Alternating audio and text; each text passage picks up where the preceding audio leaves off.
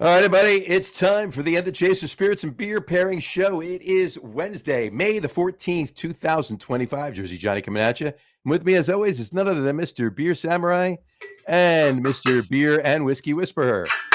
And Dave is trying to do something, and Tom is shaking. And I got a piece of ice stuck in there; it won't come out. I could always go for a small piece of ice. Who cares? I haven't had one in a very long time. He's such an ice hole. There we go. Now we got it. Fargan ice hole. Fargan ice hole. That Fargan ice hole. I got that taken. Anyway. All right. How's the weather there, Tom? Because we've had some like torrential rain all day. We are very warm. Ducks have been swimming by on the road. I'm about 82, very humid. Yeah. Is that what it's my balls are sweating, if that gives you any indication. There you go. Thanks for that. I've got sweat dripping down my leg. I'm wearing shorts and a sleeveless shirt. Yeah, I was gonna say the sun must be out because the guns are out. But I'm in my bar. I'm at the bar, which is the corner of my garage, as you all know. Mm-hmm. And there you go. All right, cool. I'm gonna start measuring my shit out. Yeah, let's do it. Let's start making our cocktails. Yep, I gotta get this one going. I was just about to say, while you guys start, tonight's show is Tom's challenge. It is springtime whiskey sours. Springtime. So I've got my coupe.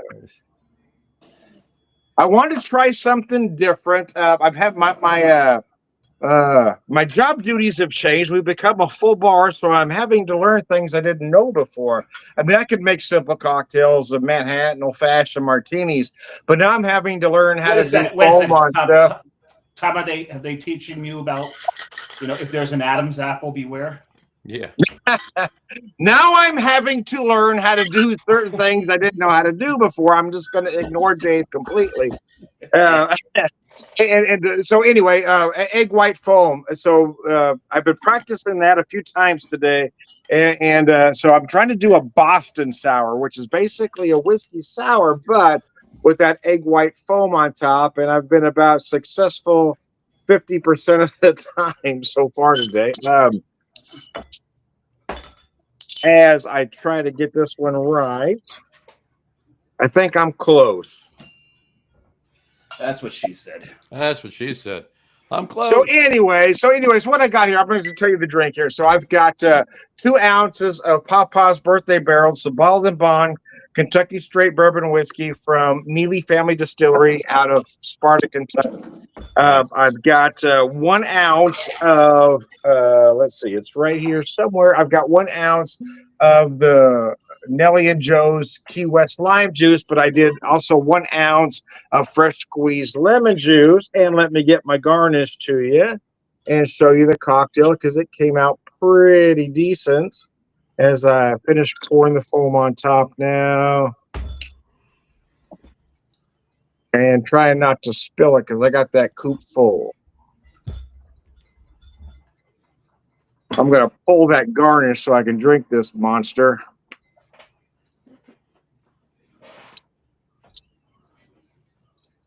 There we go. How'd your phone come out, Tom? Pretty good. So I've been trying. I've been getting a little bit better each time. What was throwing me off is I thought my drink was coming out too cloudy, but when I looked up other pictures of the drink, they looked about the same. So I made one without the foam earlier just to see what it looked like without the egg white foam, and I think it's the lime juice that's giving me that cloudy. But yeah, I got the nice foam on there.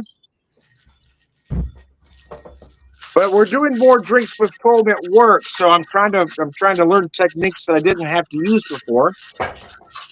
And how are you doing it? What's the technique you're using? So throw everything in your shaker dry, no ice, and shake for approximately 15 to 20 seconds. But the trick is you have to shake it a little different.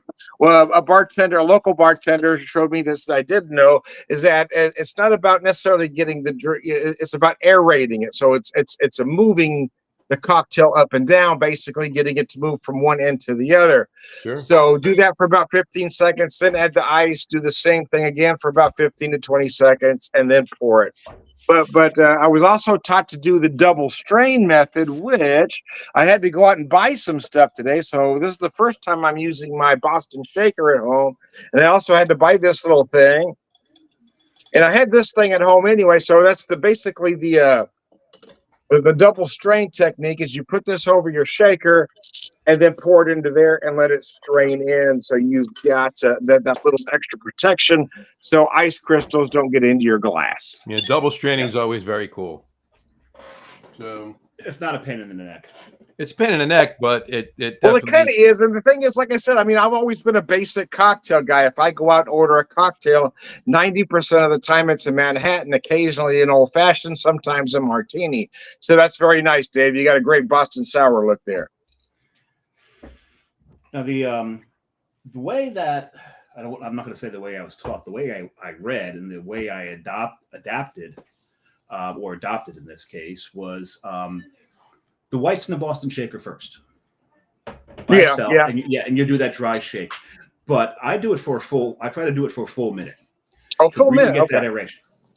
Some people, what they'll do to get that aeration in, they'll put in like a little spring in with the egg foam. Oh, really? So I didn't know that. So That helps. originally when I was looking it up, it said 30 seconds to a minute. But talking to bartenders around town, they all say about 15 to 20 seconds.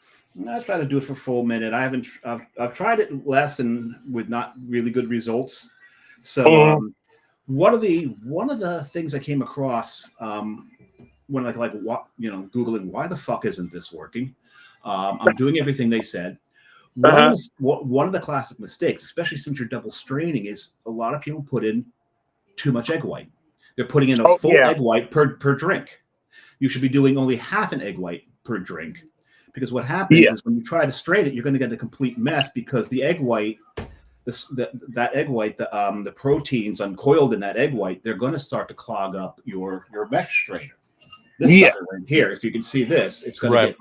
Right, that's going to get all clogged up, and it's going to ruin your drink. So, I'm assuming you're using a pasteurized egg white and not actual egg. Yeah, it's a pasture. No, it's an egg. I actually separated it myself. Yeah. Oh no, I do. Yep. I'm using the carton. I ain't risking salmonella for a drink, man. it's a separated egg. Well, no, as long as you got a citrus in there. As long as you got a citrus in there, it's going to take care of the lemon. I ain't risking it, man. I ain't risking it. Eddie Bugs. I've been doing this for a while. I've been doing raw egg whites and drinks for a while now. That's why I can make them look so nice. There you go. And it's a separated egg white. It's not divorced yet. Yeah, it's not divorced yet, but it's separated. Well, actually, after what I did to the yolk, it's now widowed. So it's a widowed egg white. I kind of did kind of reverse of what Tom put out there, because he said do a spring. I kind of went fall, and the reason for it was no other reason other than the fact that I'm completely out of fucking bourbon. So trying to do a spring with what I had on my shelves just really didn't quite work for me. I can't really. So what did you make your whiskey sour with? Well, I went more of a fall, and what I used instead of the whiskey was this whiskey. That's not whiskey. That's not whiskey. It is close enough. It is not. So that's a brandy sour. That's not a whiskey sour. That is not a whiskey sour. You completely fucked up the assignment. Okay, then I'll leave. Goodbye. I'm done.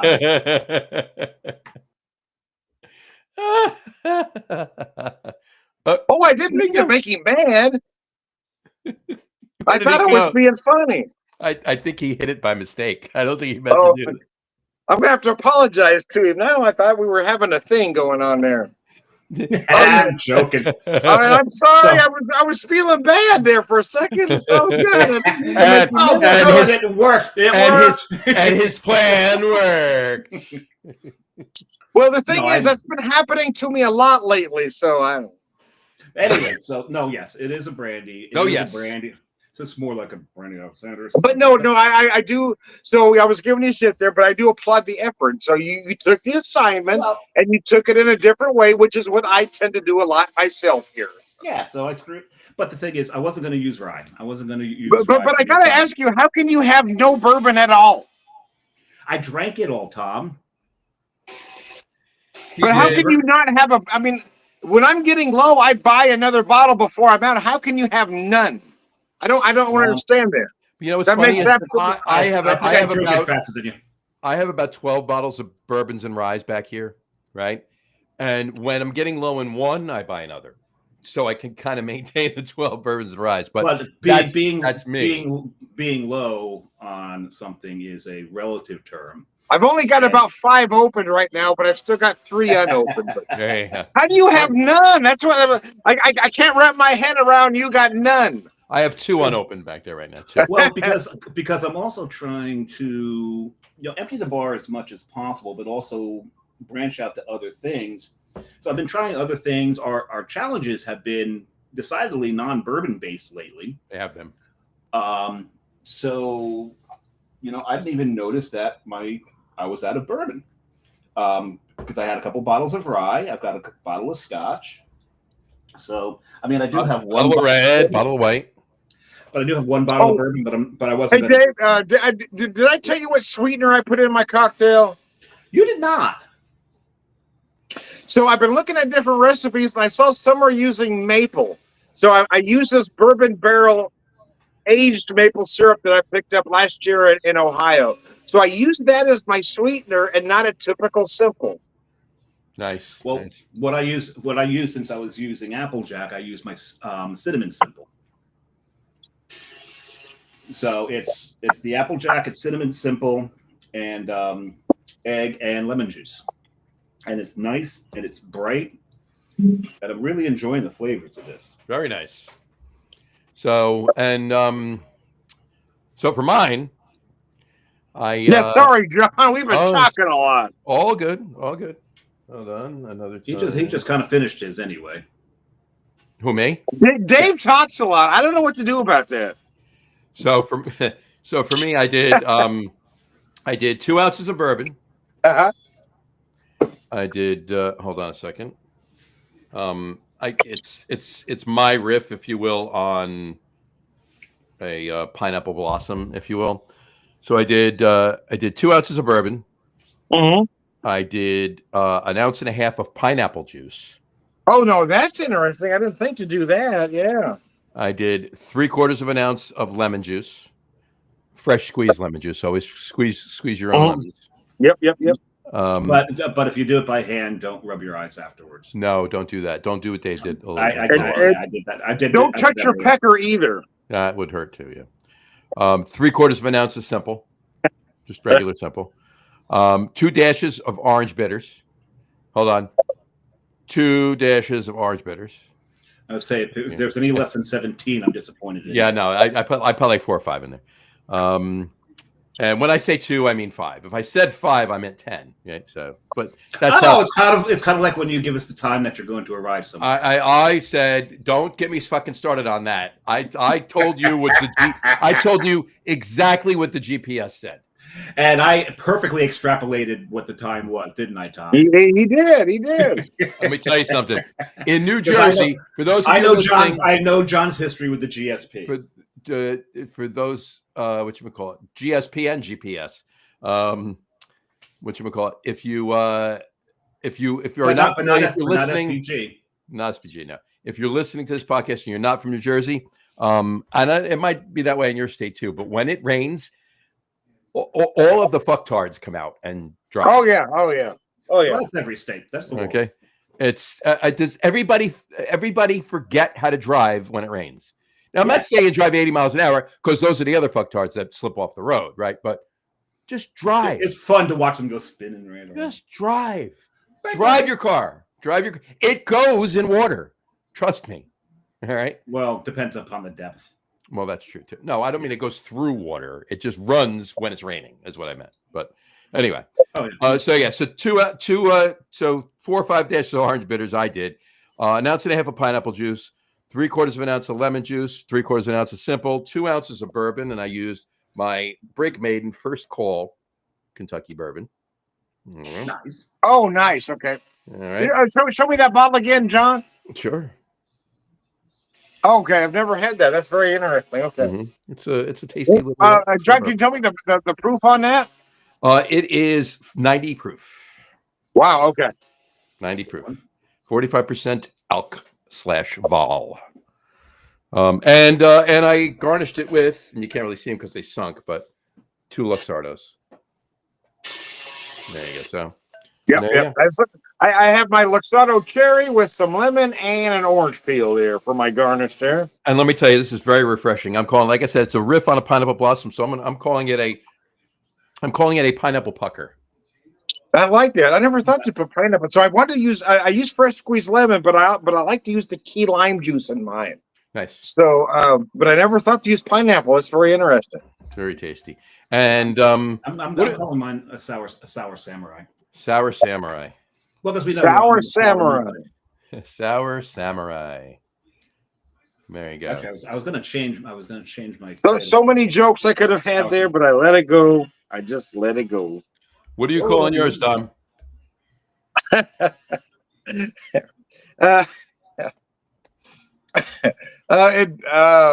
drink. What do you call your drink, Tom? Oh, okay. You threw me off for a second there. Not Spike or Dirk or anything like that. What are you calling your drink? There you go. We're gonna call it the Whiskey Whisperer Sour. The Whiskey Whisperer Sour. How do you spell whiskey? No, I'm kidding. SOWER. Yeah, thank you very much for that. You read what you sour. Well, as far as what Dave did goes, necessity is the mother of invention, right? Yeah. So no, I was messing with you earlier. I thought, God, I offended him when he jumped. Oh my God, I didn't mean to make you mad. No, that's definitely. Well, here's the whole thing, and I've said this on the Lager Room Guys show a few times. It is actually lack of options. Yeah, no, I've been there too. Yeah, that really sparks creativity, right? If you I agree. Yeah, right. Disney, and I've said this many times. Disney knew this, and what he would do is he would limit his artist palettes for every movie. He said these are the colors you're allowed to use, and they created some breathtaking stuff because he knew that if you get too many breathtaking. Did I say that? You said breathtaking. Yes, you did. No, that's probably not shouldn't be on the Disney Channel then. But no, the things they created was amazing, and if they had the full palette in front of them, it probably would have been a mishmash and really not look so good. So, and I used to. That's actually how I learned to cook when I was a kid. If there wasn't enough, my mom's like, "Oh, there's not enough food in the house." I'm like, "Yeah, we got plenty of food in the house. Let me see what I can whip up," and that's how I learned how to cook. That's how I grew up as well. Yeah. So you make do with what you got. So you learn to work with what you got. And I've done it a lot of times on this show too. And I've lacked certain things, so I just made something else work. Yeah, and that's like John said. But I never run out of bourbon. How does somebody run out of bourbon? Of all things to run out of, you run out of liqueurs, you run out of simple serves, but you don't run out of bourbon. I can't figure that shit out. Because my alcohol budget was cut a little short because I had to send someone a bottle of Malort. Okay, all right, I'll take the heat for that. So I got to be honest. So I drank it. So I had full intention of coming up with a cocktail right there on the spot, and I took a drink of that, and I thought, "Fuck, I got nothing." I gotta say one thing about that video. So I sent Tom a bottle of Malort because we're going to do a Malort show in 2 shows from now. And I sent him this bottle of Malort because I don't think he would have done it otherwise. No, I'd have bought a bottle, but yeah, I appreciate it, but I'd have bought a bottle. So he does a reveal on his show on the Whiskey Whisperer, Beer Whisperer channel. And I'm watching it.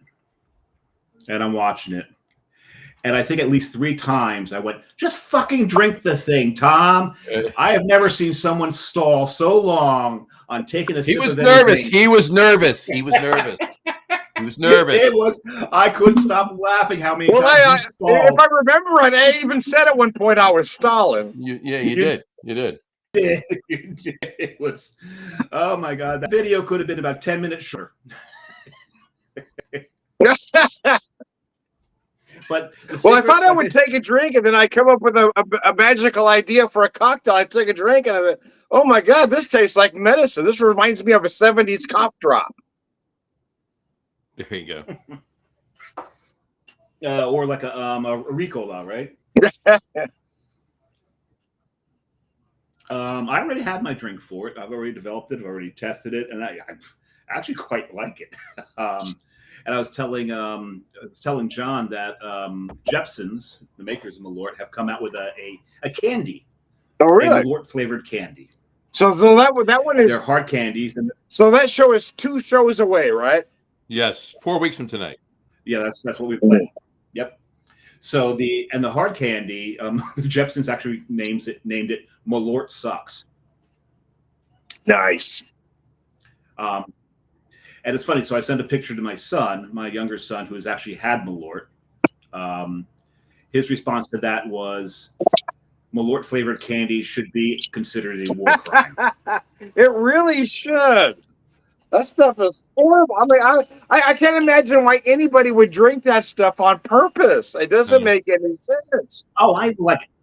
Oh, I actually. Why would like anybody it. drink? Why would you? So here's the thing, and I said this in the video, is when I looked up information, I said it's often used as a dare. But if it's a dare, it's only 70. It's only 70 proof. A dare is usually a high alcohol. I mean, a dare is grain alcohol. 70. This is just horrible tasting. There's no damage done here. It's only 70 proof. It's not even a good dare. It doesn't taste good. There's no reason to buy this on purpose. I actually do enjoy it, and the thing is, it tastes like medicine. How do you enjoy it? Do you like enemas? Hold on. I mean, you know what? Do you enjoy enemas? I was talking to Dave about this yesterday. All right. Here's the thing. Here's the thing, Tom. All right. It's like anything else. Like the first time, and this happened for me. This happened for Dave. This happens for everybody pretty much I know. I've never asked you. I'm assuming it happened to you too. The very first time you took a sip of an IPA, did you love it, or did you almost do a spit take? No, I loved it actually. Yeah. The very first, had you had bitter beers before? Like no. I mean, I had my first taste of bourbon when I was about 8. Thought it was wonderful. So no, I have a taste for alcohol. So no. Fair enough. My first IPA, I thought, oh my God, that's brilliant. Well, fair enough. But my point being is like, John, you missed something. Tom was born with a 0.15 blood alcohol. Well, that might even be a little low, a low ball. But my point being, there's so many things. Yes, I do understand understand your palates point. Develop over time. So if you had one once and you didn't like it, and you never had it again until the other day, your palate didn't change from then. But if you have it, whether it's on purpose or whether it's on a dare or whatever the reason is, if you drink something or eat something or taste something that is unpleasant to you at first, eventually, I mean, if you just hate it, you're never gonna have it, right? But and therein lies the challenge I have between now and that show is to find a taste or think of things that will accompany that to make that perfect cocktail. Yeah. Gotcha. Yeah. The whole thing actually, I liked it the first time I tasted it. This particular spirit has pervaded. I mean, it's a Chicago spirit, right? It is, and it has been part of the Chicago drinking scene for a very long time. But if you're going to find it anywhere else outside of Chicago, it's going to be at craft beer bars and at breweries. Brewers love this stuff. As a matter of fact, I was introduced to it by the guys from Proof Brewing out of Tallahassee down in Tampa. And they gave it to me kind of like that challenge, and they're watching me and they're trying to figure out, they want to see the disgusted face and all that as I drink it. And I took a sip of it. I looked like, that's interesting. And they're like, what did you say? I'm like, that's interesting. I kind of like that. They're like, okay, that's not what we were expecting. That's pretty funny. Actually, I actually do kind of like it, but we now have to do our. I'm chaser half done beers. with mine. Do you? Yep. I'm surprised. I'm I shocked. just poured mine. No, No, that's just usually like me. Dave. It's usually not John. So I went obviously local, right? Uh-huh. I went with Bird's Mouth, a lager house up here in Oh, Fort I thought Myers. you were going to go with one of your own beers. Okay, I no, did am not. shocked. I opted for this because I thought this would pair a little bit better with my with my pineapple pucker, if you will. But it's a Mexican lager from Bird's Mouth, 4%. Tasty little lager, and there it is, right there, nice and clean, clear. Beautiful, beautiful. So I fixed John's error, and I went with one of John's beers because it is local to me, and I went with the Trojan Seahorse, but this is the special version. Oh, This is nice. Racow. Racow. Racow. You got to say it 3 times like that. Racow. Racow. And then magically, He appears, Matt exactly. Petesky appears. How many times have I told you, Matt, get the fuck out of my bedroom? Jesus Christ. At any rate, it's really a plague. But this, I have a feeling, this beer probably would have paired better with John's because there's so many tropical notes. If I had a particular can of IPA. that, I would have probably had that with this. And your beer would have paired Probably, better with this. We could here, let's swap them here, Dave. Yeah. Let's here you go. All right, thanks. All right, perfect. Okay. So here's what I got. My beer actually did. Oh no! I like it better. Give me my beer back. All right. Thank you. My beer went on Okay. tap yesterday at Banter Brewing. It is their double cold IPA. Wait a second. You have a banter. No. I beer? have a can I finish talking? Where did you get? It's a double cold IPL at 9.3% from Banter Brewing. 9.3. Well, I usually try to bring other beers besides Banter, but this one just came out and it's so amazing. So And Tom pregame. So here's what I got. I show, poured by the about way. half as a beer, and then I made a whiskey sour out of the rest of it. Very nice. You so a beer sour. I'm sure this So I had is a little bit of lemon juice, a little bit of key lime juice, some of the bourbon barrel maple, and we'll definitely some whiskey. So this is what we got. What is the graphic on that glass? It looks like That's an old Jack the glass Daniel's is like glass. brass knuckles. This glass is a minimum of 50 years old. It might even be older than These two cherries are looking at me. that. Are they? I haven't seen a cherry in a You owe very the money? long time. But I do have the box that came in.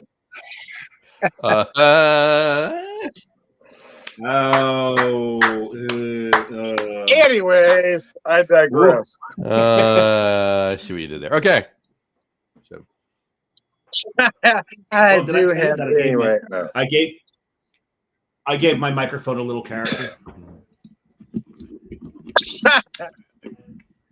TBS. Now we are now broadcasting got on eyeballs now. Turner Broadcasting Systems. There you go. Yeah, we missed that, and now we're missing. What's And now we're back to TBS. Ted Turner's a douchebag. There you go. There you go. I might. I thought. What the hell is going on here? I don't know. You're a little dark, dude. Oh, I know. Are you That's hanging out with better. Aaron Rodgers again? There you go. Are you? God damn it! That's funny.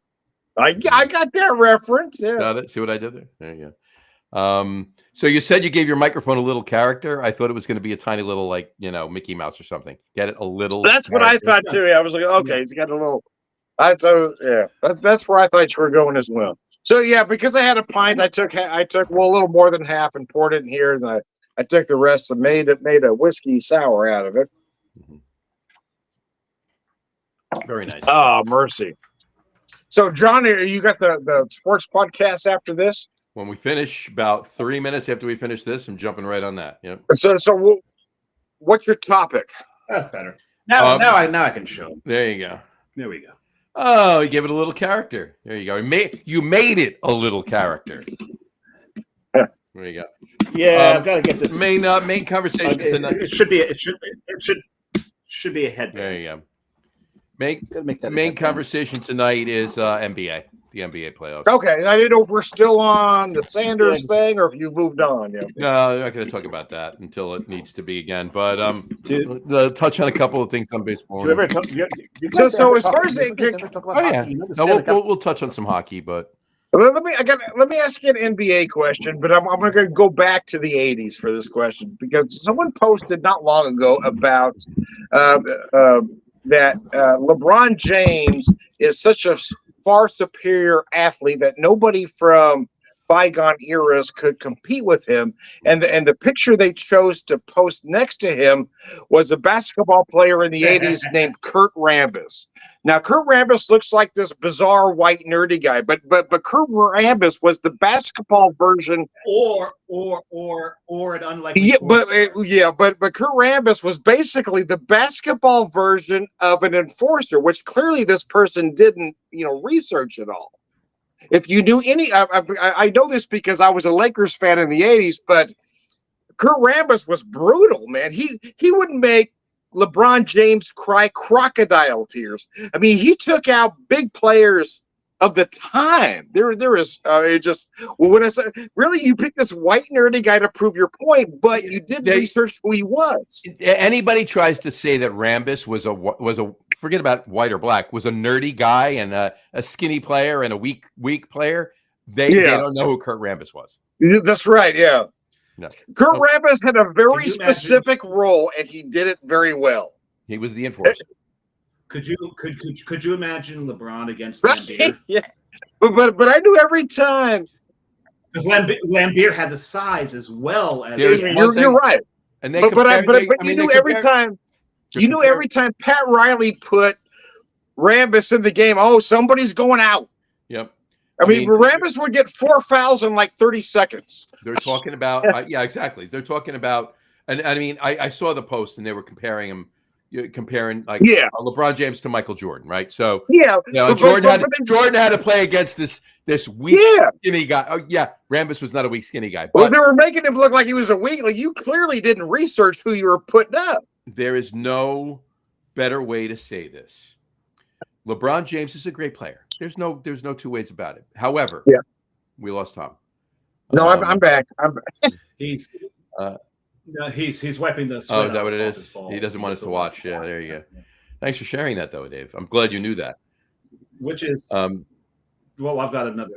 Oh, you can see you. Oh, you got the under dash cam. So you there we are. There you go. I really wish. Anyway, that's so there's one thing that the NBA did years ago, and for many years, and much more so many years ago, but all the way up through the 90s and into the early 2000s, at least, that they do not do anymore. And that's play defense. Oh yeah. There's no defense in the NBA anymore. That's why some games are 150 to 135. When the hell ever did you see often 150 to 135 game back in the 80s, 70s, 80s? No. But there's something they do in the NBA now that they never did back in that era. Flop. I love watching these videos of them showing the difference between hockey players and basketball players today. Where the hockey players, they're doing it for the love of the game. They're doing it for their teammates on the ice. They're doing it for the crowd that's in the stands. Basketball players are doing it for themselves. This is why I don't watch the NBA. I'll watch NCAA, and then they get ruined once they get to the NBA because they just become selfish little pansies, and it's just it's ridiculous. I can't stand it anymore. It is an awful product. It's not sports. It's akin to professional wrestling now. Yeah, I can't disagree with that. Yeah, and I need to apologize to John for assuming he wouldn't know who Kurt Rambis was. Oh, John knows who every player in every friggin' league ever was, and who they. Well, I mean, he was a minor. He was a bench player for the Lakers in the '80s, but man, that dude did what he did. But you're Everyone. You're would think 100% right in saying that when Riley was putting him in the game, something was about to go down. Yeah, So, he was taking somebody out. Somebody was Exactly. going. That was his job. he was the He enforcer. rarely played more than a minute and a half. No, it was like putting Probert on the ice to start. I mean, he had a very specific job. This guy's hurting us. You take care of it. Exactly. But the notion that somehow LeBron could take him out, I said, no, you have no idea who you're fucking with here. That dude could take Wilt Chamberlain out. He was fearless. That's very true. Very true. So, but all right. Anyway, sorry I got off track there. It's all good. It's all good. All right. Yeah, this cocktail, you know what? I mean, I got to be honest with you. It's been a while since I had a whiskey sour. I've actually had a Scotch sour more recently than I've had a whiskey sour. And that's only because I don't know. It's been even longer for Dave because he still hasn't had a whiskey sour, but nevertheless. Oh, I've had many whiskey sours. But well, no, it's the Scotch sour. That's a Jack drink. That's a staple for my father. Okay. Yeah, that I understand. I thought you were talking about Jack. I thought you were saying a Jack Daniels. No. So for my dad, I always drink this. Dad was a Jack Daniels drinker, so I grab a bottle when I'm toasting like this. Father I understand what you're saying. Loves a good Dewar's sour, and it does not. Obviously, you're not. I mean, you're certainly not putting a single malt with sour mix, right? So that's not happening, right? So it's got to be a blended Scotch. But yeah, he's Dewar's White Label, in a sour. That's his drink. That's his go-to. If he's drinking a mixed drink, that's what he's drinking. If he's drinking a beer, it's obvious. If he's not drinking that, he's drinking a beer, I should say. But whatchamacallit. So yeah, it comes down. I always keep a bottle of Dewar's White Label here for him, so I can make him some Scotch sours when he comes over. And occasionally I'll make too much in the shaker when I pour it into the shaker pint that I give him. So I'll pour. Yeah, entirely. Very nice. Maybe not. Who knows? But then I'll pour the rest in a Lily, and I'll just take a swig of it and whatever. But yes. You're a good son, John. Like I said, I don't. No. So if you know John and you've heard many of his stories, this was also his gig when he was underage. They'd make him bartend when he was underage. They wouldn't make me bartend. Would make too I would much of the drink. Demand to. Because what he would do is he would make them their drinks and make too much of it. That's not entirely true. Most of the time, I would make them their drinks, and I would, like the good cocktail book said, take a straw, taste it, and make sure it tasted okay. When you're 16, how the hell it tastes okay, right? But if I liked the way it tasted, once they walked away with their drink, I made another one for myself. Or they didn't get the whole. Well, it depends on how much I made of it, right? Exactly. So. And how much you like the person. This is true too. The cocktail. Right. John, I grew up a lot the same way. You and I need to have some conversations. There you go. Definitely. Well, I did that. I always say I did that on my when I was 16, right before I was 17. New Year's Eve. My parents always had the New Year's Eve party, and Dave's heard this story, and I'm doing exactly that. And I had a sixer of Molson Golden behind the bar with me, and I was making these drinks, and anyone I tasted that I liked, I made another one for myself, and I'm drinking my beer too. And my mother looked at my father and said, "Do you see what he's doing over there?" My father said, "Yep." And my mother said, "Are you going to stop him?" And my father said, "Nope." Nope. Exactly. We'll learn. So, John, what's our next show? I gave it some thought, and I want to do. I really want to do a riff. It's got to be your own riff on a Negroni. Oh, really? Okay. So, okay, I'm gonna ask you for guidelines later. But when you say riff on a Negroni, how far away from the cocktail are you allowing us to go? As I have at it, as long as it's not just as long as it's not just gin, Campari, and sweet vermouth. Well, I guess that's my question. Else. What is the one ingredient that has to be in there to qualify as a Negroni? I would say gin's got to be. Or how we just go a clear spirit. No.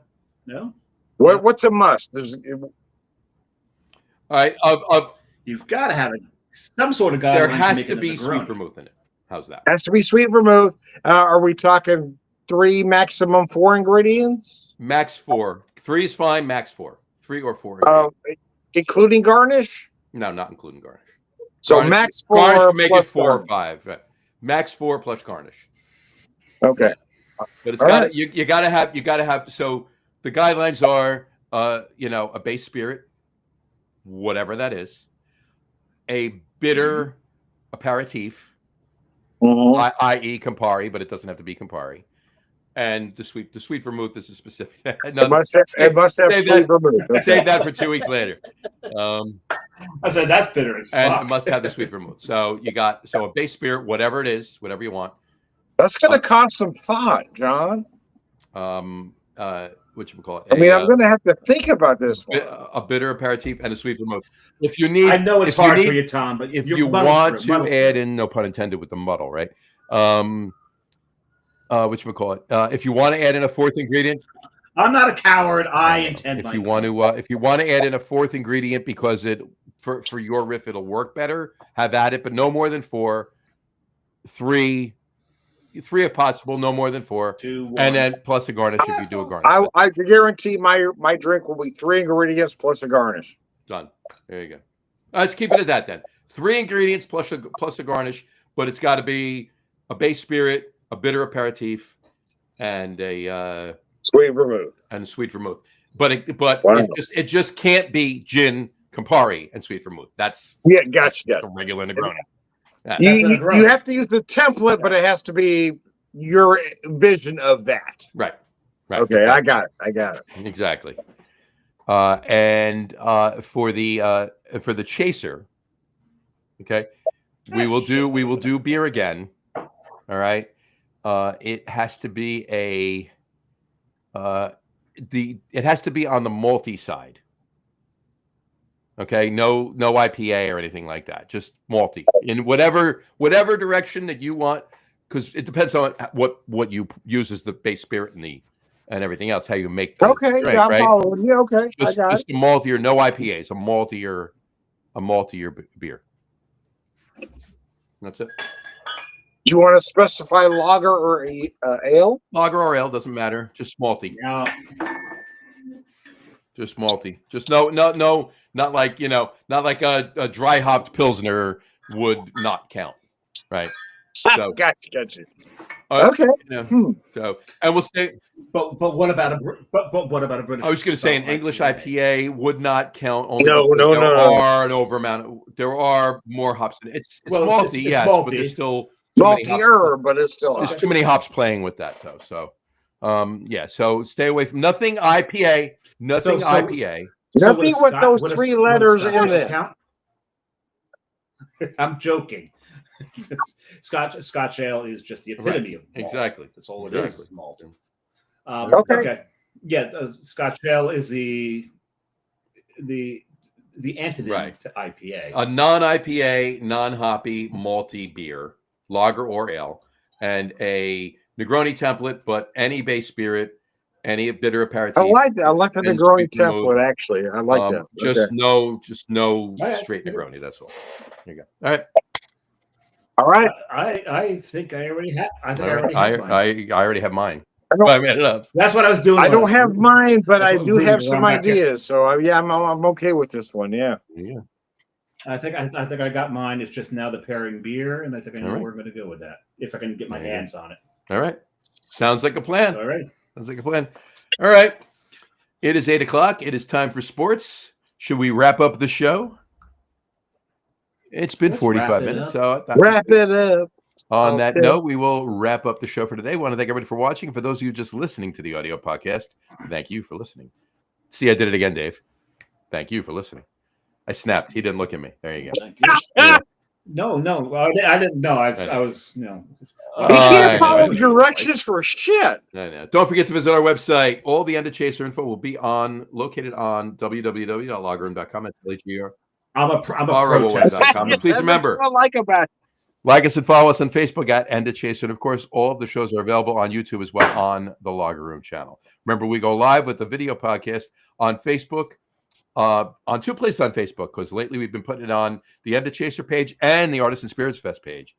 and YouTube every other Wednesday night around 6:30 p.m. Eastern Time. And for those of you who just want to listen to the audio podcast, you can do so on our audio host, Spreaker, as well as iHeartRadio, Apple Podcasts, Spotify, Odyssey, Audible, Google Podcasts, Amazon Music, iTunes Music, YouTube Music, TuneIn, Podcast Addict, Castbox, Deezer, Podchaser, Listen Notes, pretty much anywhere you can find audio podcasts, you will find the Edit Chaser podcast. And if you haven't done so already, please subscribe to one or more of those feeds and you will never miss a show. Again, thanks for following along with us. Have a great rest of your week. Have a wonderful weekend. Drink a lot of cocktails and beer, but drink responsibly.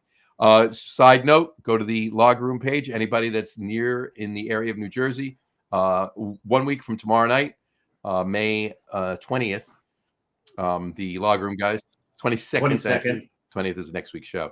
May 20th, May 22nd, next Thursday night.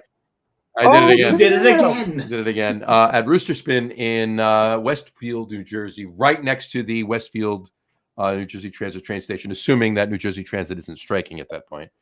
What you would call it? You can buy tickets for the beer dinner we're going to do there. 6 courses, 6 beers. Dave and I will be emceeing. Matt will be there. I thought you said it was 5. Well, it's five. It's 5 beers. 6 courses, 5 beers, and one of the beers you pair with 2 of the items. So, but it's 6. It's 6 food items. And we'll be there with Wet Ticket Brewing. It's also a partnership with Sunrise Cellars in Westfield. And you can go to the event page on the Log Room Guys Facebook page. And on the event page, there's a graphic with the links to buy both the tickets. You have to buy 2 tickets. 2 links. You have to buy both. You have to buy, it's $75. You got to buy the food link is $60 and the beer is $50. Food. So you got to buy both of them. And I don't know why they couldn't combine it, but it is what it is. Make sure you get it right. And they do tell you right on the web page that you need to buy the beer as well. Yeah, because the beer gets delivered to you at the location, and there you have it. So check that out. We'd love to see you there. We will not be going live, but we will be videoing it, and it will be incorporated into a lot of marketing campaigns. It'll be airing back on the page and the website as well. If you like it or not. But Dave and I will be there. We'd love to see you. I was talking to you. There you go. Anyway, drink a lot of cocktails and beer, but drink responsibly. And we'll talk to you in 2 weeks from tonight with this show. Next Tuesday on the Log Room Guys, and next Thursday at the beer dinner. We'll talk to you soon, folks. Take care.